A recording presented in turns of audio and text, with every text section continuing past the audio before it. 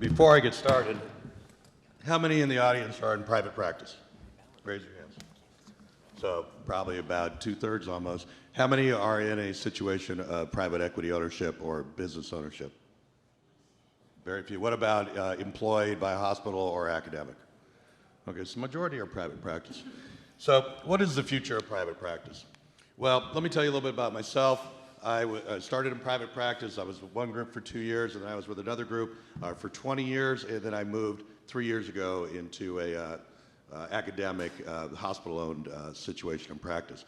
In my history with my private practice, I was a managing partner for 13 years of it and served in a number of leadership positions, and I've been on the board of 2 different hospitals, surgery centers, and other orthopedic organizational companies, including one that ultimately became Ortho Arizona as well, another large private practice. So in this time, my first practice was founded in 1955 and bought by a hospital health system in 2018. My last practice was founded in 1942 and bought by a hospital system in 2020, and I went to work for a hospital system. So what's the number one reason people want to stay in private practice? What you hear is autonomy. And then there's a couple other reasons, but it really comes down to autonomy. Because sometimes if you work for a hospital, you can't go down to Bora Bora for a month. So your autonomy is an important thing, but are you really autonomous? So what's been happening? Well, this is from the AMA showing that we've seen a decrease in physician-owned private practices over time, and these decreases are substantial. Currently, 75% of practices are either owned by a hospital or a corporate entity, and this number has grown dramatically. And if we look at this group, 50% of practices are owned by the hospitals and 22% are owned by the private entities as it stands. And it's growing dramatically. These graphs only go back 3 years. We've done pretty well as a specialty in orthopedics. The majority of primary care practices have moved towards some type of ownership model, and the surgical subspecialties have done well, but that trend is changing dramatically. And as Bill pointed out, acquiring hospital practices is one of the largest private equity missions right now, representing the second largest group of acquisitions in the last year. So what are the top reasons for physicians being dissatisfied in private practice? Well, loss of clinical autonomy, we talked about, regulatory environment, and EMR has pushed people over the edge where they're looking for other options. Corporate acquisitions have gone up 84% in 3 years when we look across the board. And as we look at the future of healthcare, the mounting burden has led to a significant problem with burnout and fatigue, as Ron and others have already aligned. Reimbursement is a big issue. There's a number of articles looking at reimbursement. This article by McIntyre showed that in relative terms, over time, adjusted for inflation, total joint replacement reimbursement has gone down 57%, while the consumer price index has gone up 104% in a 30-year period of time. Operating costs for private practice. You know, if you're in a hospital practice, you don't care much about this, but operating costs have far outpaced inflation over time. The compensation bubble is looming. We're all seeing that decreased reimbursements are happening over time, and it's harder to make more money unless you're very entrepreneurial. The challenges, of course, are EHR.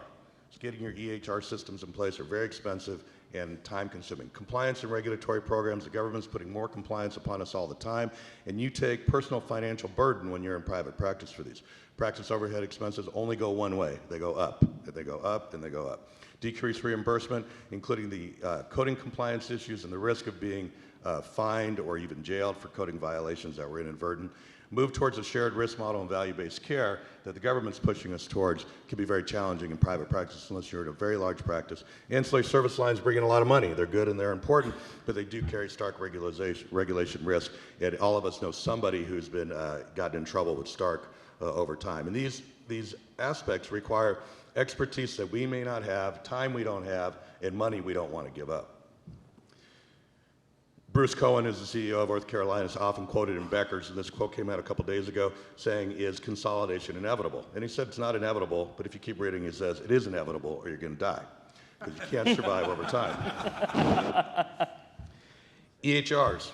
We all hate EHRs, okay? If you look at these numbers, these are dissatisfaction numbers with the EHR. 86% of physicians hate their EHR company or their EHR platform. And we're all using the same stuff. Everybody hates it. Value-based care. 43% of physicians feel value-based care is going to negatively affect the physician-patient relationship. Someone's making money, but the patient's not saving the money, and care diminishes.